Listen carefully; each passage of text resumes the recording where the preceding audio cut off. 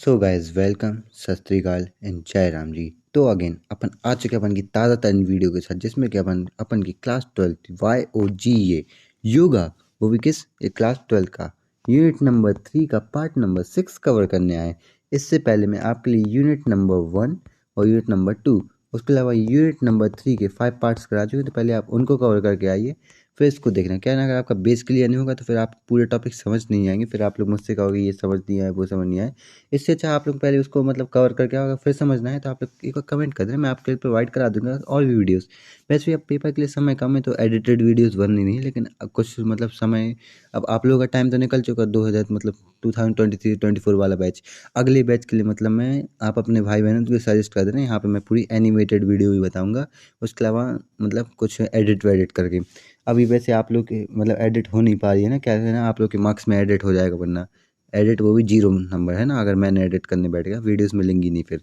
तो हर वीडियो के पहले जो मेरा धर्म बनता है, आपका धर्म बनता है, सब्सक्राइब करो, शेयर करो, लाइक करो, कमेंट करो, क्योंकि ये सिर्फ 100% में से 0% लोग कर रहे हैं मेरे लिए, पता नहीं क्यों। जो इंसान आपका भला कर रहा है आप उसके लिए लाइक शेयर सब्सक्राइब नहीं करो तो फिर किसके लिए करोगे, है ना। तो प्लीज़ लाइक शेयर सब्सक्राइब कर देना। आप तो अपन पार्ट नंबर 6 स्टार्ट कर दें, पेज नंबर 67 पर अपन डायरेक्ट चलते हैं बिना टाइम वेस्ट करते हुए, है ना। वैसे भी पेपर के लिए टाइम कम है अब, तो स्टार्ट करते हैं इस टॉपिक से। तो इसके पहले जो 5 अपन का पार्ट नंबर 5, उसके पहले मैंने उसके सारे टॉपिक समझा दिए हैं, तो पहले उसको कवर करके आइए, फिर आपको पता चलेगा स्ट्रेस टेंशन ये सब क्या होता है, ठीक है। अब अपन चलते हैं इस पे बी, जो कि अपन का दिया है हाइपरटेंशन।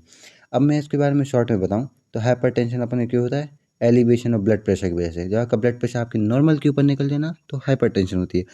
अच्छा, सबसे अच्छा एग्जांपल बताऊं तो अभी अगर आप लोग मेरा वीडियो पेपर के 2 दिन पहले देख रहे हो या 1 दिन पहले या 1 घंटे पहले, तो आप ये इन्वर्सली प्रोपोर्शनल है टाइम के हिसाब से, ठीक है। जितना कम टाइम उतना ज़्यादा हाइपरटेंशन होगा आपके लिए, है ना। डर है ना पेपर का, इसलिए कह रहा हूँ। तो hypertension is the elevation of blood pressure above normal. जो मैंने कहा है हाइपरटेंशन क्या होता है, elevation of blood pressure above normal. Normal के ऊपर जाओगे तो हाइपरटेंशन बनकर स्टार्ट हो जाएगा, जब आपका ब्लड प्रेशर नॉर्मल के ऊपर निकल जाएगा। The level of systolic and diastolic pressure are both risk factors. तो इसमें 2 प्रकार के बताए हैं कि कौन कौन से टाइप के अपन के लेवल बताए हैं अपन की हाइपरटेंशन की, समझ लो। तो सिस्टोलिक और डायस्टोलिक। सिस्टोलिक में क्या होता है, जब आपका ब्लड प्रेशर 140 mmHg के ऊपर निकल जाता है। अब mmHg क्या है अपन का, ये अपन की यूनिट होती है प्रेशर की। साइंस वाले रिलेट करेंगे और आर्ट्स वाले कॉमर्स वाले तो अरे सॉरी, साइंस वाले लोगों को पता होगा और आर्ट्स और कॉमर्स वाले रिलेट करेंगे, थोड़ा उल्टा हो गया था, ठीक है।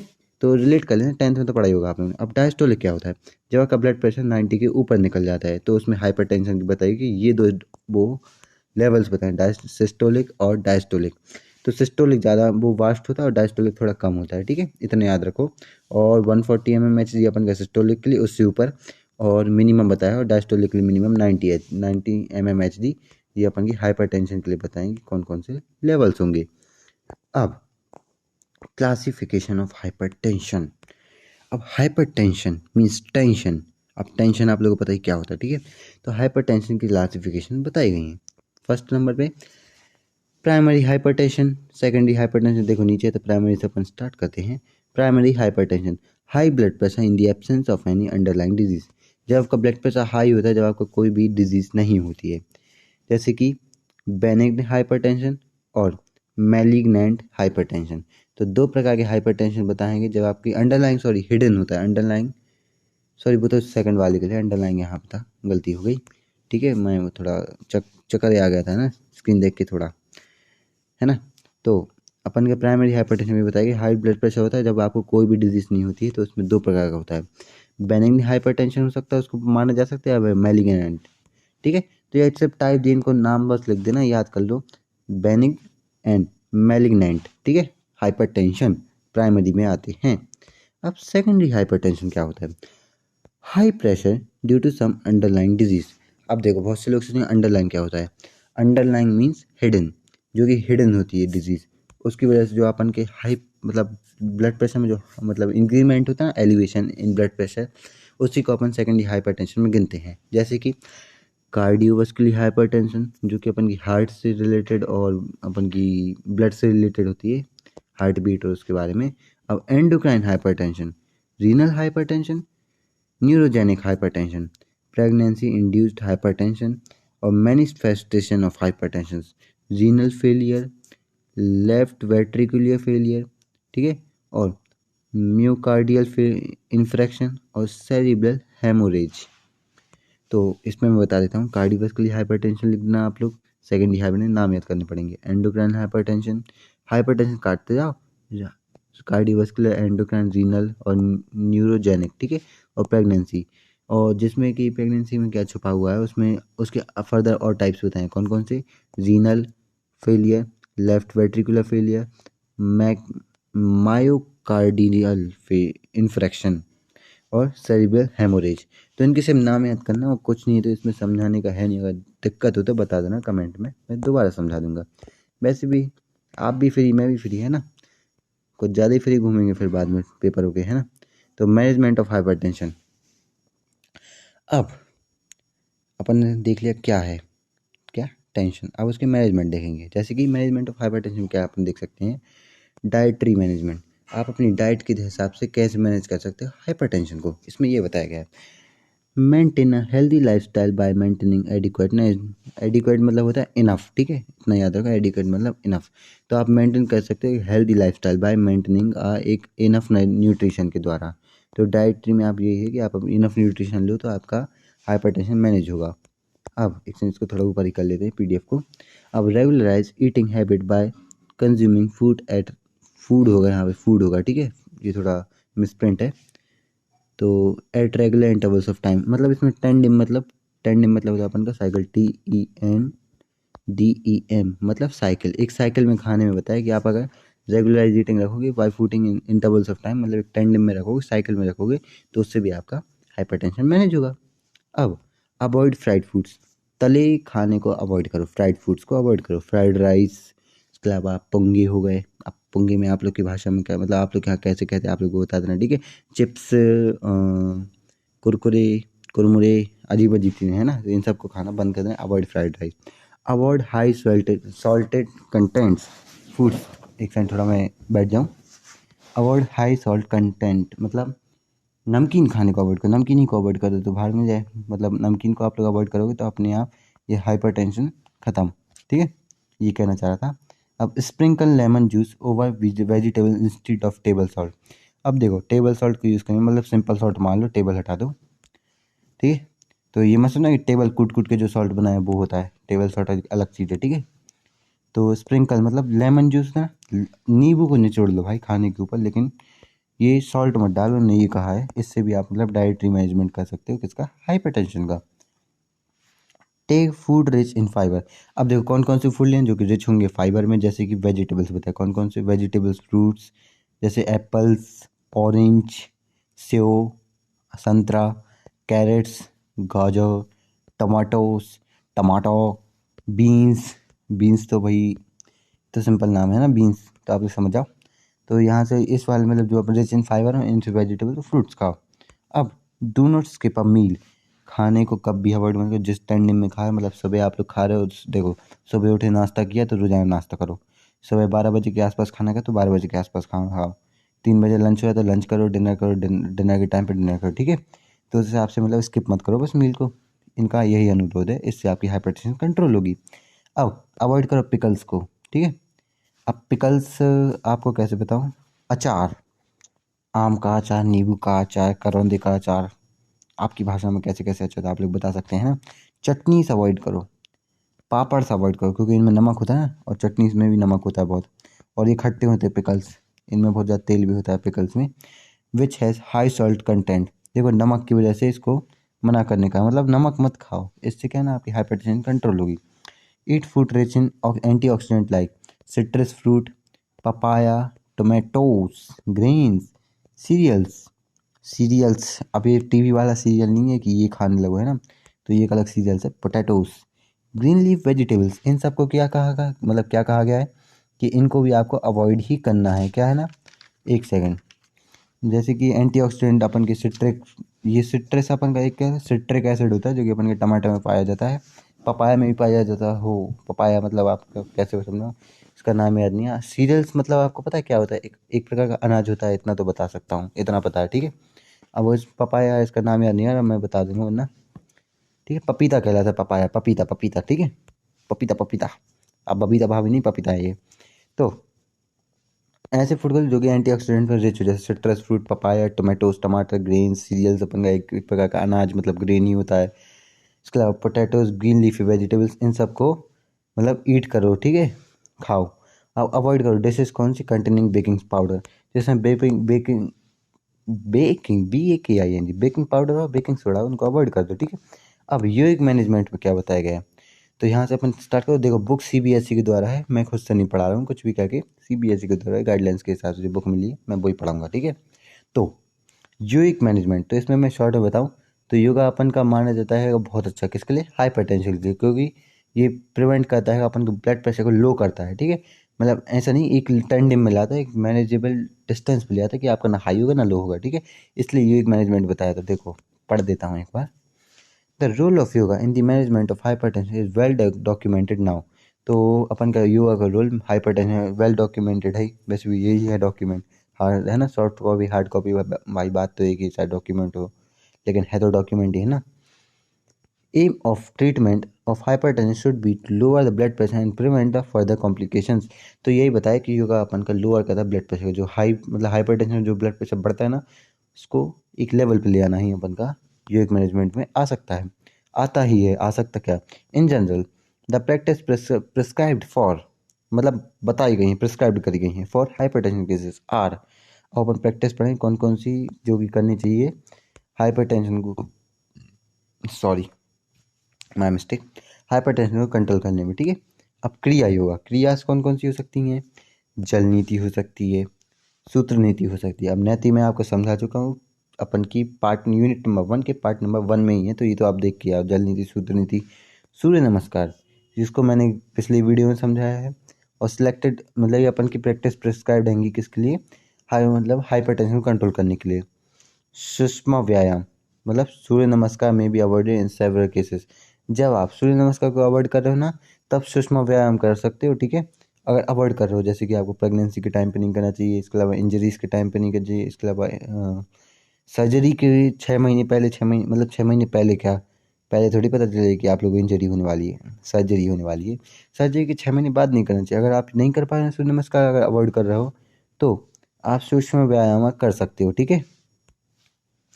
तो जल नीति, सूत्र नीति, सूर्य नमस्कार और सूक्ष्म व्यायाम ये बताई गई हैं क्रियास में, जिससे आप योगिक मैनेजमेंट के द्वारा हाइपरटेंशन कंट्रोल कर सकते हो अल्टीमेटली, ठीक है। अब आसंस, आसंस कौन से बताएं, तो मैं आपके लिए नाम बोलते जाऊंगा और एक बार मैं आपके पास रिपीट भी कर दूंगा इस लो बैक पेन के पहले, ठीक है।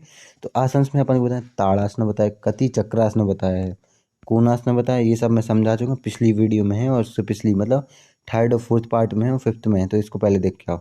उत्तन पदासना, अर्धलासना, पवन मुक्तासना, वज्रासना, उत्तरासना, भुजंगासना, धनुरासना, गोमुखासना, वक्रासना और उत्तन मंडूकासना, शवासना। अब जानता हूँ यार नाम थोड़े मुश्किल है, लेकिन क्या करें, मोय मोय तो चल ही रहा है ना।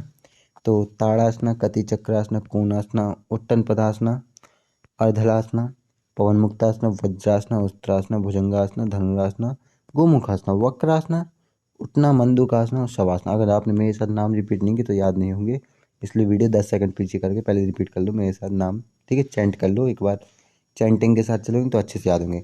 इसको चैंट करो आप। प्राणायाम में अपन का आएगा नदी शुद्धि, उज्जयी और भ्रामरी, ठीक है। तो इसको मैं पहली वीडियो में भरमारी पढ़ा दी, थोड़ा माफ़ करना, इसको भ्रामरी कहेंगे, उसमें मिसप्रिंट ही था बुक में, ठीक है। अब मेडिटेशन, वैसे भी शुरू शुरू में किसको पता होता है। अब मेडिटेशन, मेडिटेशन में क्या है, ब्रेथ अवेयरनेस हो सकती है, ओम चैंटिंग और ओम मेडिटेशन अपन ले सकते हैं, ठीक है। तो इससे भी अपन का हाइपरटेंशन कंट्रोल होगा। अब पूरे याद करना, ठीक है, एक भी मत छोड़ना, इसमें कुछ समझाने का नहीं, ना आप सोचो, अरे मैंने सुन लिया, हाँ याद हो गया, पेपर में जाके सीना फुला के बैठ गए, है ना। 56 इंच है ना, 56 इंच का सीना फुला के बैठो, 56 इंच नीचे गड़ दिए जाओगे, है ना, पेपर के द्वारा, इसलिए कह रहा हूँ, प्लीज़ यार कर लेना, है ना।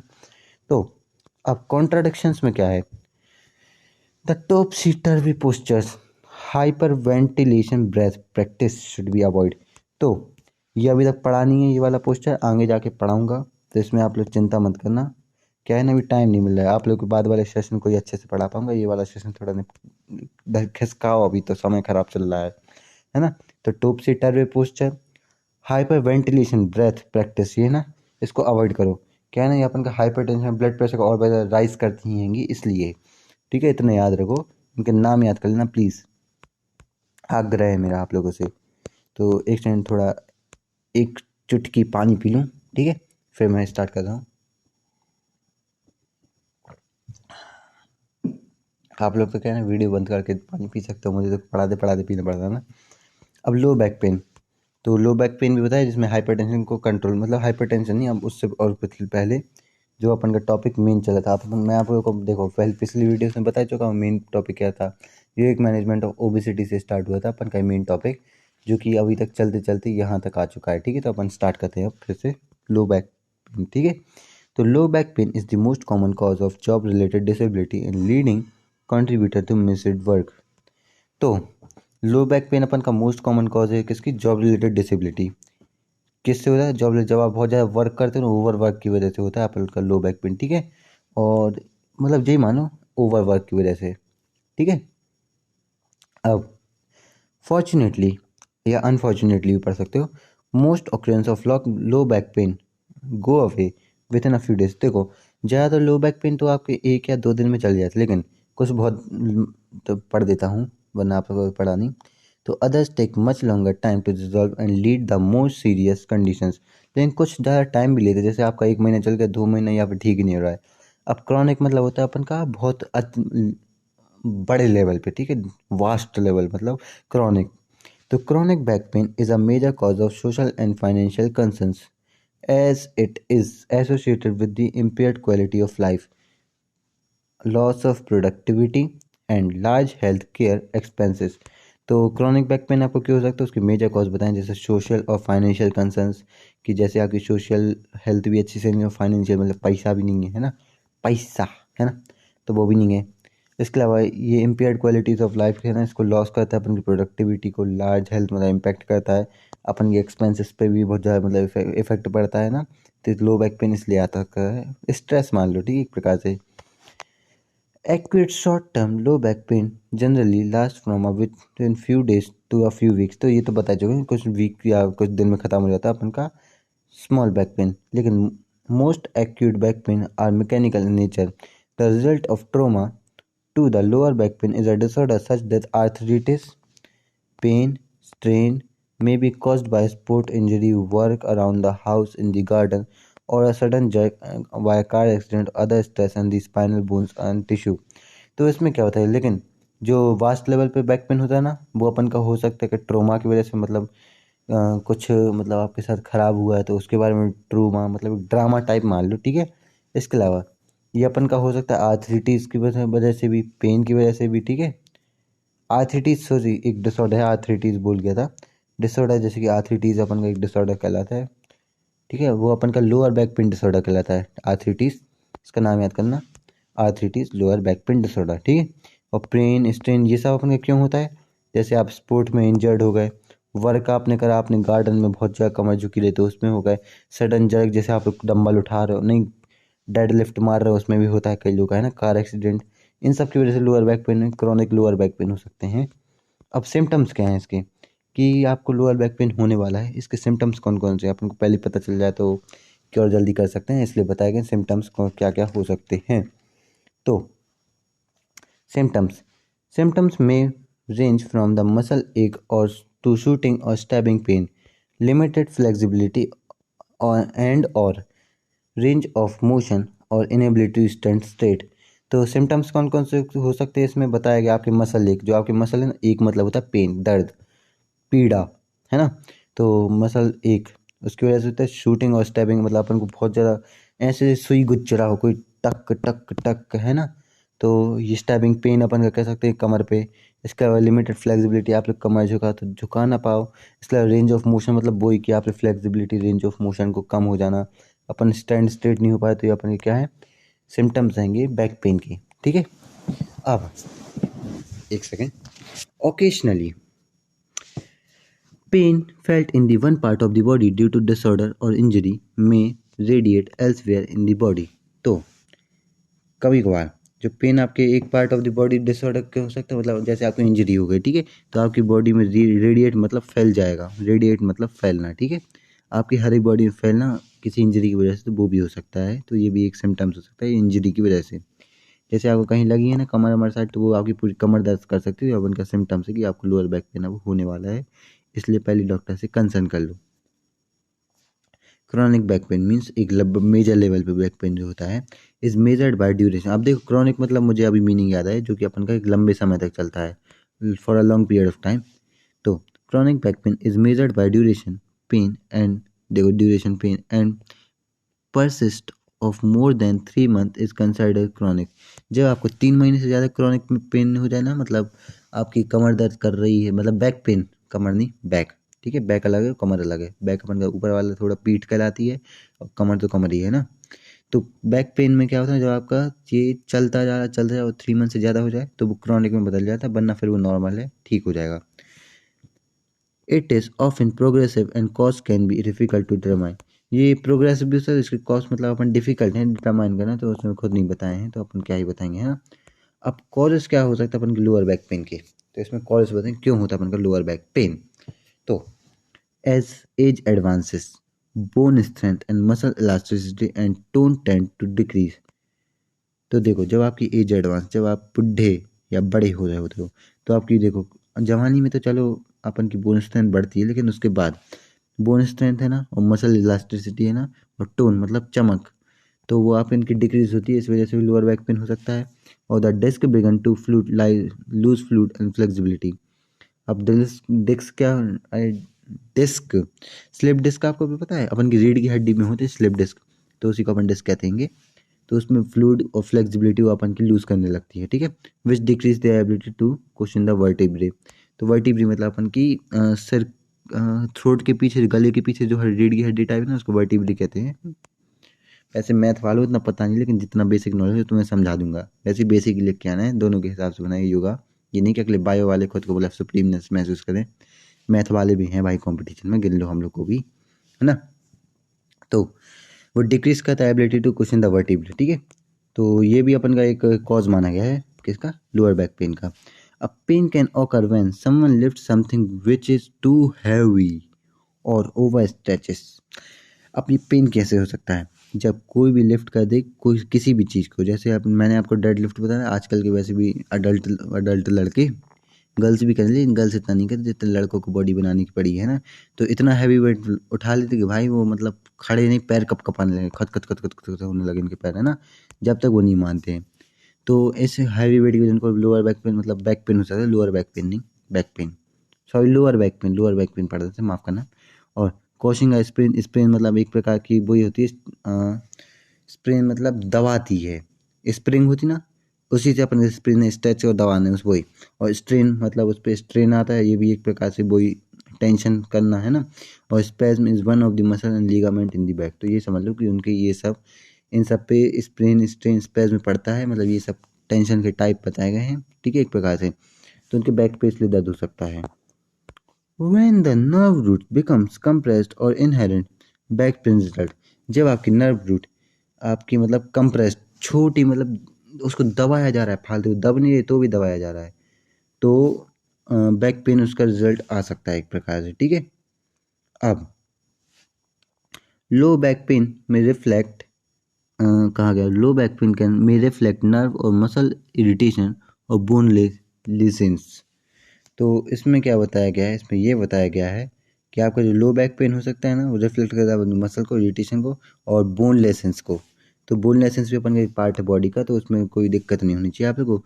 Most low back pain follow injury or trauma to the back, but pain may also be caused by degenerative conditions such as arthritis or disc disease or osteoporosis or other bone disease, viral infections, irritation to joints and disc and continent, अरे congenital, अरे यार क्या लिखा है, congenital, ठीक है, यहाँ से पढ़ो congenital abnormalities in the spine, obesity, smoking, weight gain during pregnancy, stress, poor physical condition, improved posture for doing particular activity, for sleeping position may also contribute to lower back pain।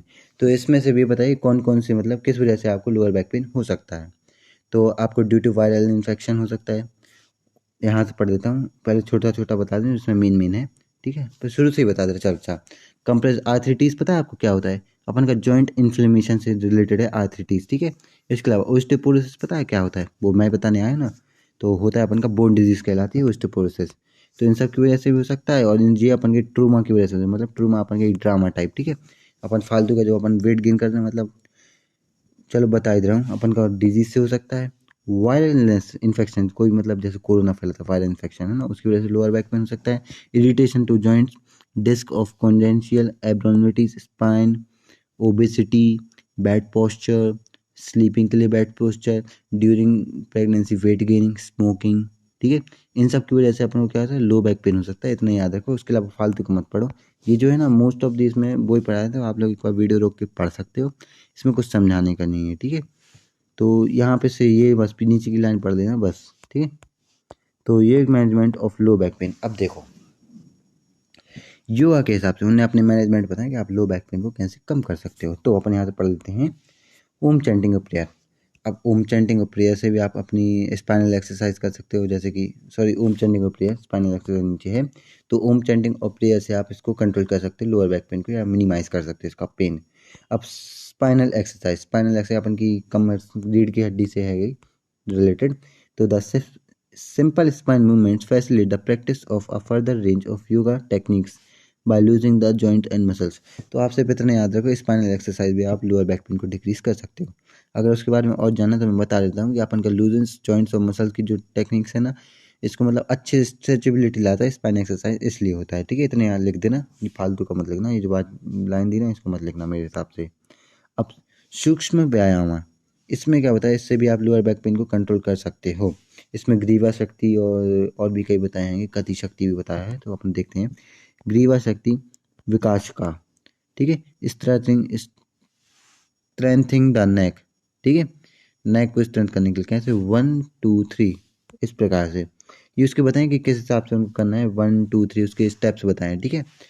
और स्कंद, अरे स्कंधथा बहु मूला शक्ति विकास का, ठीक है। तो स्कंद था बहु मूला शक्ति विकास का, वैसे भी विकास का, ठीक है, विकास का।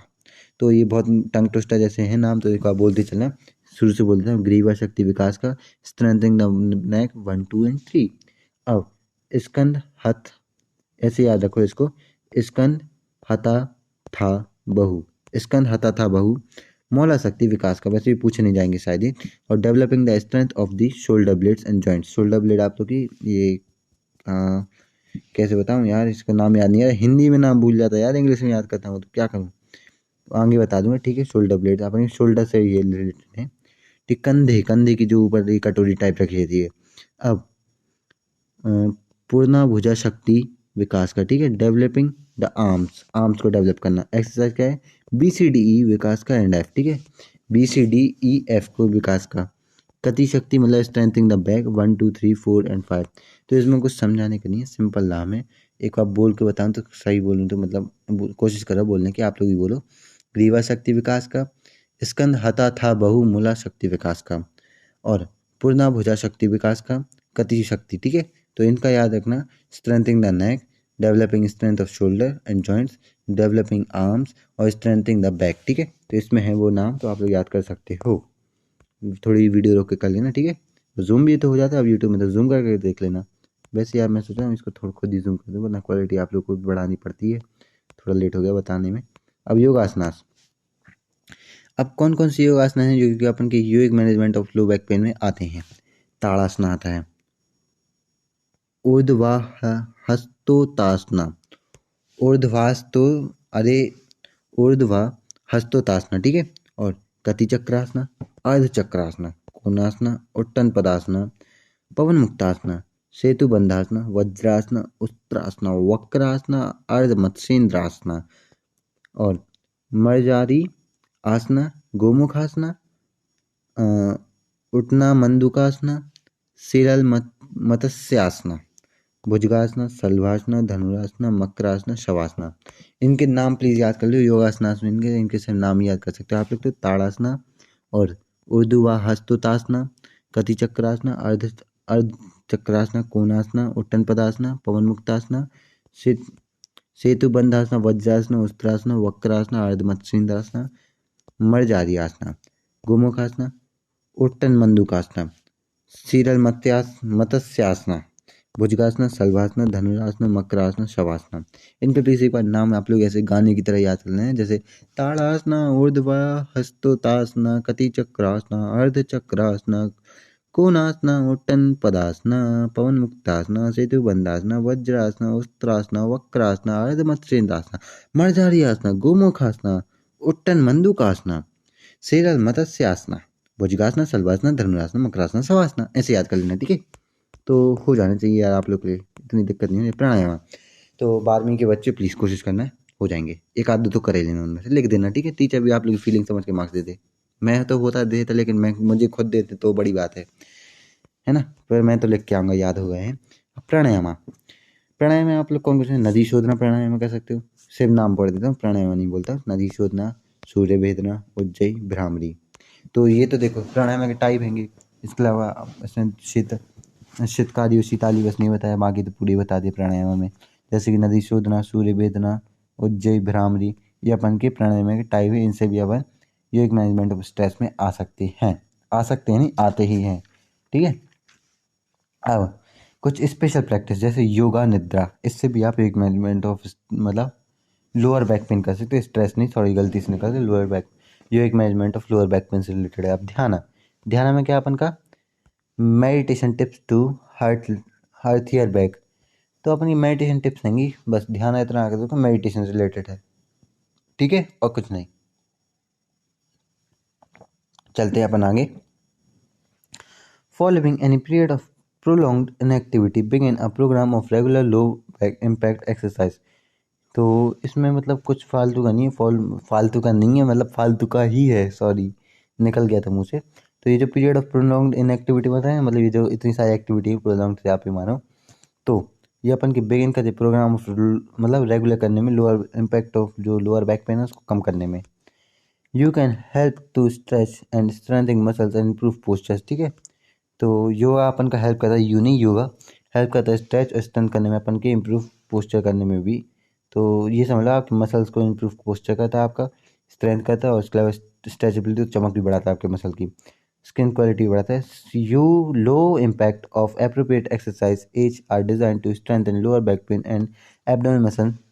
एक सेकंड, क्या हो गया, abdominal muscle can help as well. तो इसमें ये बताया है जो आपका लो इम्पैक्ट है ना, एप्रोप्रिएट एक्सरसाइज कुछ बताएं एज के हिसाब से, जो कि डिज़ाइन करी है आपको स्ट्रेंथ करने के लिए लोअर बैक को, ठीक है, एब्डोमिनल मसल्स को। तो एक सेकंड, क्या यार पेन क्यों नहीं चल, lower back pen, strengthening lower back pen और एब्डोमिनल मसल्स को मैं वेल करने में, ठीक है, वेल बींग के लिए। तो कुछ उसके अपन पढ़ते हैं कि कौन कौन से हैं जिससे अपन की ये सब फ़ायदे होते हैं। तो अपन इसे मतलब प्रिकॉशन टाइप मान लो, ठीक है। तो लोअर बैक पेन के लिए, तो ऑलवेज स्ट्रेच बिफोर एक्सरसाइज और other strenuous physical activity. Strenuous मतलब स्ट्रेन से रिलेटेड है, ठीक है। तो हमेशा स्ट्रेच करो, मतलब थोड़ा वार्म अप टाइप करो, और किसी फिजिकल एक्टिविटी के पहले स्ट्रेनियस मतलब स्ट्रेंथ स्ट्रेंथियस है, सॉरी स्ट्रेंजियस नहीं है, स्ट्रेंथियस है अपन का, ठीक है। स्ट्रेंथियस फिजिकल एक्टिविटी के लिए जिसमें आप स्ट्रेंथ गेन करो, तो उसके पहले आप थोड़ी स्ट्रेचिंग प्लेटी कर लो, थोड़ा वार्म अप कर लो, है ना। हर एक चीज़ के पहले वार्म अप होता है, लग रहा है अभी आप लोग का भी वार्म अप ही चल रहा है ना। तो डोंट लीन व्हेन स्टैंडिंग और सिटिंग। तो लीन मतलब जो आप खड़े हो या सिटिंग हो, ठीक है, पोस्चर सीधा रखो। When standing keep the weight balance on the feet. जब आप खड़े हो ना, तो अपनी फीट पे पूरा मतलब वेट डालो, ऐसे नहीं कि आप अपनी कमर पे डालो, स्ट्रेन पड़ता है ना, लोअर बैक पेन होता है इसी वजह से। एट होम और work, make sure the work surface is at comfortable height. जब आप घर पे हो या काम कर रहे हो कहीं पे, मतलब जॉब पे हो, तो आपको ये मेक श्योर करना है कि आप जो कंफर्टेबल हाइट पे हो कि नहीं हो वर्क सरफेस के लिए, मतलब एक अच्छा पोस्चर मेंटेन करके रखना, मेन मुद्दा यही है। Sit on a chair with good lumbar support along with a proper position and height for task. तो लंबर सपोर्ट अपन मान सकते हैं कमर के लिए सपोर्ट होता है, ठीक है। तो ऐसी चेयर पर बैठो जो कि मतलब आपकी कमर के लिए सही सपोर्ट दे, और आपको प्रॉपर पोजीशन और हाइट फॉर द टास्क, मतलब एक अच्छी ऊंचाई पर रखे प्रॉपर पोस्चर पे, ठीक है।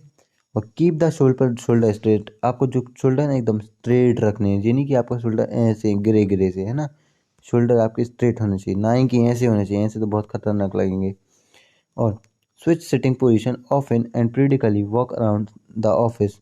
ठीक है, तो आपको स्विच करनी है अपनी पोजीशन हर मतलब कुछ समय बाद। जैसे 5 मिनट बज गए तो उस पोजीशन में मत बैठो, क्या है ना कि आपकी थोड़ी बॉडी में रेगुलेशन भी होनी चाहिए, हाँ ना, मूवमेंट होनी चाहिए। बस भी ऐसे थोड़ी कि नॉन लिविंग थिंग हो, लिविंग थिंग हो ना, थोड़ा मूवमेंट करते रहा करो। और पीरियडिकली मतलब थोड़ी वॉक पे निकल जाओ ऑफिस ही में। बाकी ये तो कुछ ज़्यादा ही हो जाएगा, ये तो बताओ बॉस कहेगा क्या कर रहे हो यहाँ पे, जिम बना दिया है ना।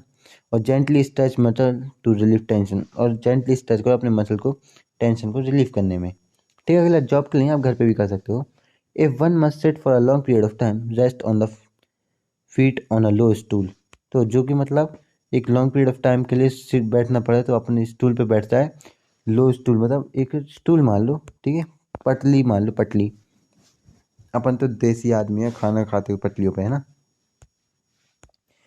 Wear comfort low heel shoes, low heel shoes पहने जो कि आपके लिए कंफर्ट दे। इसके अलावा sleep on a side to reduce any curve on the spine. मतलब एक स्लीप मतलब एक साइड स्लीप करो, मतलब ऐसे कि नहीं, एक तो आप करवट लेके, ठीक है। Always sleep on a firm surface, और फर्म सर्फेस मतलब एकदम फ्लैट सर्फेस पे, ठीक है। फ्लैट सर्फेस से रिलेटेड है कि आप फ्लैट सर्फेस पे, ये नहीं कि ऐसे सो गए सोफा पे सो गए, तो वो अच्छी सर्फेस नहीं है। वैसे भी ज़मीन पे सोना सबसे अच्छा माना जाता है। वो बात ले ना, आप सोता हूँ ना, मतलब ना आप सोते हो ना मैं सोता हूँ, है ना। इसलिए don't try to lift object too heavy, उस ऑब्जेक्ट को लिफ्ट मत करो जो कि बहुत ज़्यादा हैवी हो। Keep the object close to the body, do not twist when lifting.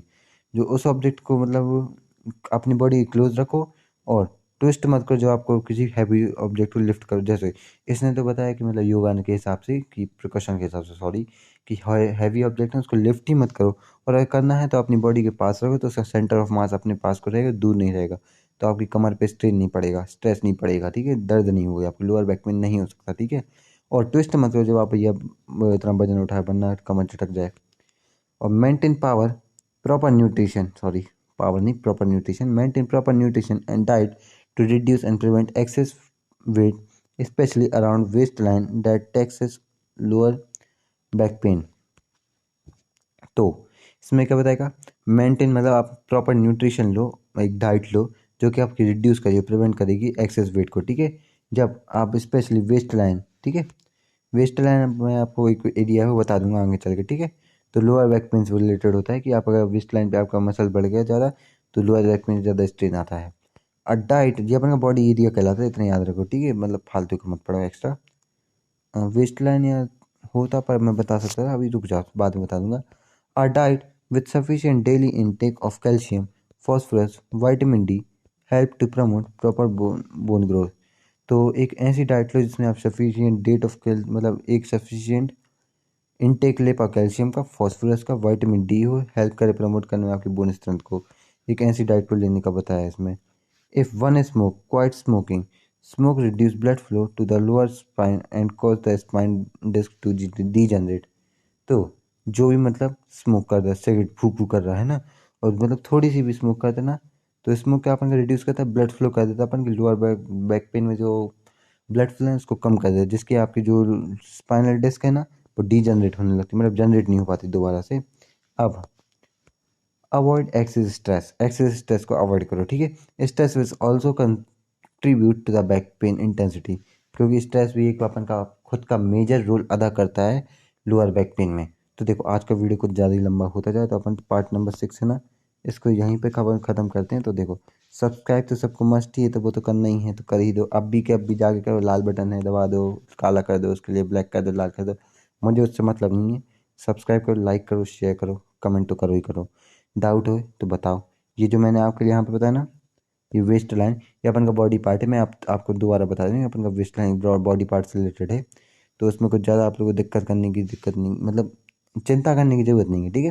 Paper में इसका नाम लिख दें, वेस्ट लाइन, ठीक है, बस। और बाकी सब तो बढ़िया हो गया आप लोग, है ना। तो सब्सक्राइब करना नहीं भूलना, ठीक है।